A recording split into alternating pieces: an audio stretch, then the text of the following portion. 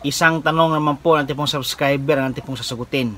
Ang kanya pong tanong ay, bakit daw po kailangang purgahin yung mga inahing baboy na buntis sa loob ng 110 days? Tama po ba ako, sir? Ito po sa aking backyard farm, bago po ako mapapabulog sa aking malagang inahing baboy, ito po muna ay aking pinurga.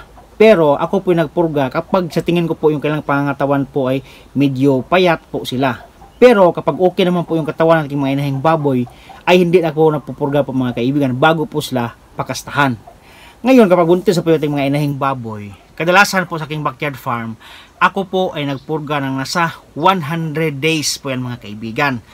Yung sa akin pong subscriber ngayon na magpupurga po sa loob ng 110 days ay hindi po na po pwede yan mga kaibigan. Kasi po yung 110 days ay yan na po yung mga normal days na pwedeng mga anak with mga inahing baboy. Kaya sa mga panahon na iyan, 110 days pataas, huwag na po kayong magpurga. Kayo po magpurga na nasa 95 to 100 days. Yan po yung tamang panahon na kayo po magpurga para po malinis po yung bitukan yung mga inahing baboy. Nang sa ganon, ma-prepare po siya sa pagkain po ng lactating feeds para lahat ng nutrients ng lactating feeds ay mapunta po sa inahing baboy para dadami po yung gatas po mga kaibigan.